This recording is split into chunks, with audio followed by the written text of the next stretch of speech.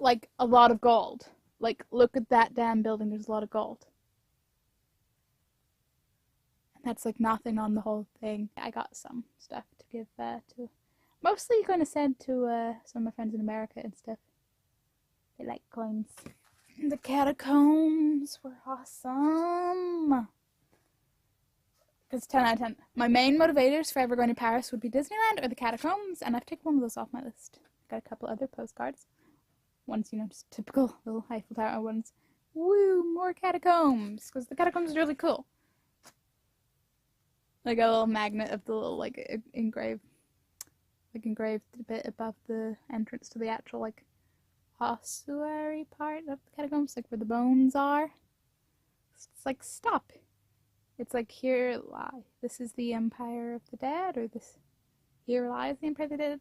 So that's the gist of it, because I can never remember the exact wording, because my memory's great like that. But I was very much into the catacombs, because that's where I bought most of my touristy souvenirs. Go figure. But I also got the most adorable little dragon in... Oop. It's from the Notre Dame. Like, when you climb in the towers, there's a gift shop on the way up. So it is a little dragon. Like, it officially says on it somewhere. Dragon. Red. It is a dragon plushie. But I like to believe he's a little gargoyle dragon. So that's cool. We went to the aquarium! Which is not the Sea Life Aquarium, which I didn't realize Paris had until, like, the sort of the last day / when we came back. And I was like, oh, we went to the, like, is it Cine Aqua Aquarium? Whatever. It's just called Aquarium Paris, based on the labels, but I got a little hammerhead shark earring because we saw hammerhead sharks! That was pretty awesome. I took so many videos of jellyfish that I think you can expect a random just jellyfish and chill music video at a point, because so many jellyfish. It was awesome. As some of you may have known, I was very excited about this, my little Instax camera to take with and have wonderful photos and see how that goes. Now all three of us had one. So, for two of us, including me, this was our first time with this camera, but our other friend had one before and was quote-unquote more used to them. So I don't know how much this is us figuring out light settings and the camera just not being as good as you expect. Because I thought, like, okay, this is the very first photo taken with it, which was an accidental. Whenever I was setting up, I accidentally took a picture, and I was like, okay, that works as a test. So it's just, because it's just where it was pointed up at handle, and it's not the worst photo considering it's an accidental photo. So that's okay. I was like, yeah, that's fine. And once I figure out lighting settings and all, it'll be quote-unquote chill. Can you sense where this is going? So, and then this is a photo of me just in our Airbnb, which is alright. It's, you know, not the best photo ever. It's not the worst. It's just okay. Then we discovered that either our settings suck or it really doesn't like outside, and I think it's the latter. That is me and my friend outside in the gardens of Versailles. And I promise you, despite it being a windy, cooler day, the sky wasn't that completely grey. And that's not a one-off. Me and my other friend, same place. And then me and my friend by the Eiffel Tower. Which, I mean, you can see the Eiffel Tower fine, so that's kind of okay. It's kind of okay. But this one highlights everything that could have went wrong. This is a photo of me with the Eiffel Tower fully in the background, lit up at night. You can just about tell I'm there. Like, it didn't pick up any of the lighting, and I don't know if that is a settings thing, or... Because there were quite a few photos taken where we forgot to adjust settings. Because the way that it works... The way that it works is, if you can see... There, the camera will light up one of those based on what it detects the lighting as, and then you turn like that to actually select the setting. So I don't know if just our settings were off. And of course, me being me, I like snacks.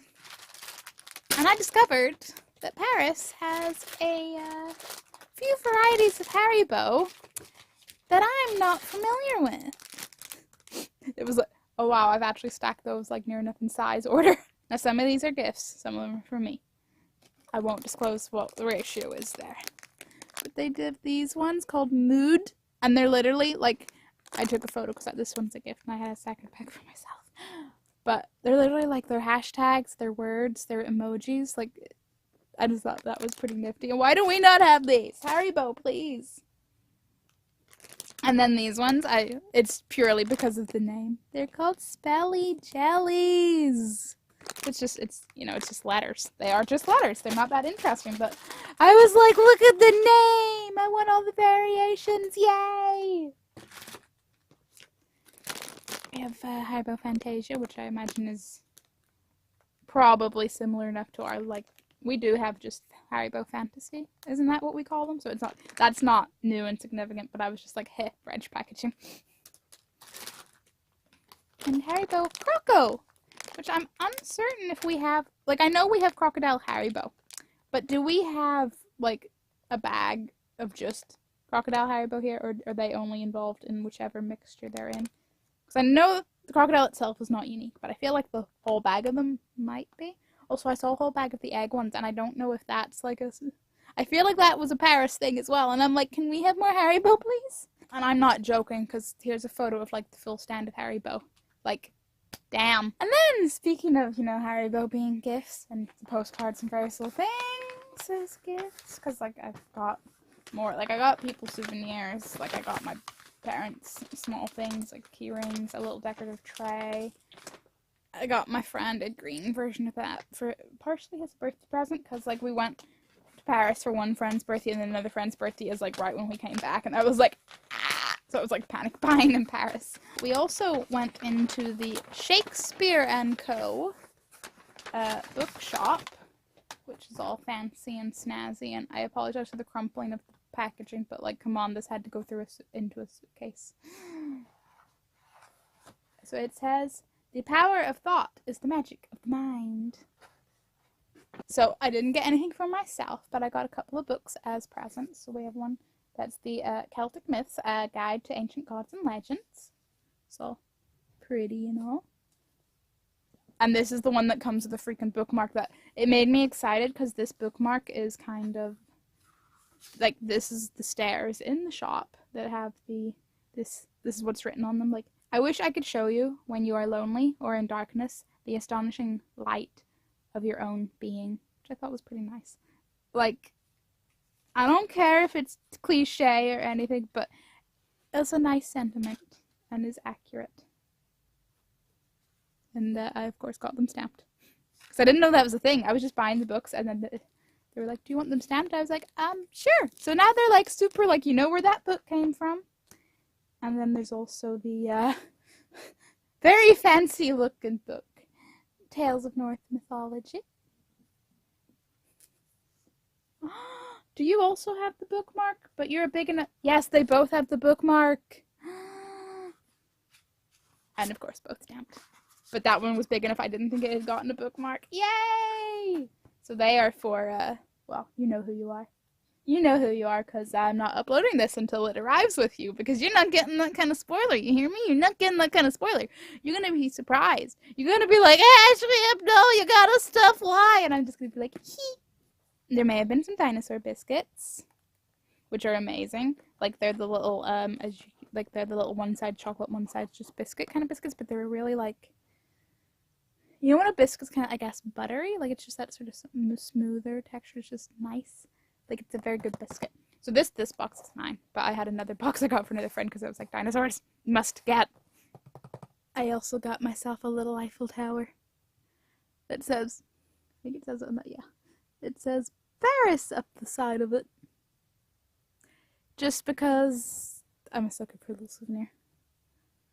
And I just thought this would be the kind of cool thing, like, I'll set on, like, my bookshelf or something, and it's just a small something to be like, yeah, I've been there. I don't know.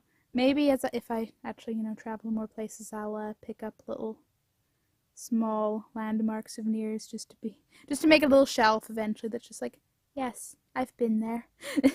These are the places I've been. Oop. If I don't break it. And I got a little, it's just a little, like, compact mirror. But Paris and macaroons, which I may have got for the friend that was not the birthday friend that went with us, because macaroons I just associate with them, and that it was mostly their thing that we were hunting down macaroons in places like lottery and such.